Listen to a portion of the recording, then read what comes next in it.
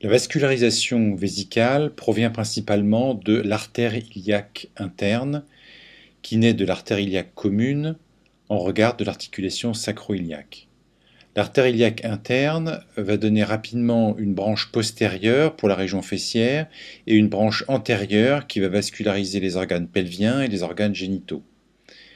Il existe chez l'homme et la femme une artère ombilicale qui est obturée dans sa partie terminale, mais qui va quand même donner quelques branches pour la paroi supérieure de la vessie, une artère obturatrice qu'on retrouve aussi dans les deux sexes, puis une artère vésicale supérieure, inférieure, une artère rectale moyenne et une artère pudendale interne qui constitue la branche terminale de l'artère iliaque interne. C'est principalement une artère périnéale, mais qui va participer à la vascularisation de la face antéro-inférieure de la vessie.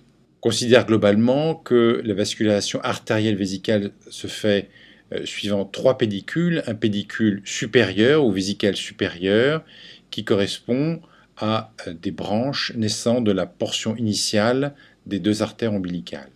Le pédicule postérieur provient des artères vésicales inférieures qui vont aussi vasculariser les uretères, les vésicules séminales et la prostate. C'est l'équivalent de l'artère vaginale chez la femme. Enfin, comme nous l'avons dit, l'artère pudendale interne participe à cette vascularisation vésicale, même si ce n'est pas sa principale fonction.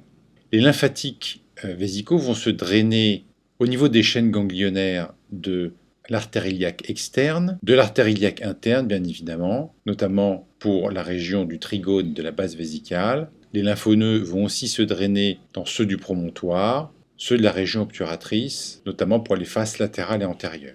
Ce qu'il faut retenir, c'est que la plupart des artères naissant de l'artère iliaque interne peuvent participer à la vascularisation vésicale et qu'il existe des lymphonoeux qui accompagnent ces artères et qui peuvent être le siège de métastases ganglionnaires en cas de cancer vésical. D'un point de vue chirurgical, on distingue des pédicules latéraux et postérieurs lorsqu'on effectue une cystectomie. Lorsque la vessie est abordée par l'espace recto-vésical, ces pédicules sont en général identifiés de manière latérale ou postéro-médiale à l'uretère. Alors ces pédicules correspondent à ce qu'on appelle les ligaments vésicaux latéral et postérieur chez l'homme et aux ligaments cardinal et utérosacré chez la femme. Ce dessin représente les branches de l'artère iliaque interne chez la femme, avec des artères portant le même nom, notamment l'artère ombilicale, obturatrice, vésicale supérieure, pudendale interne et rectale moyenne. On a en revanche une artère utérine et une artère vaginale.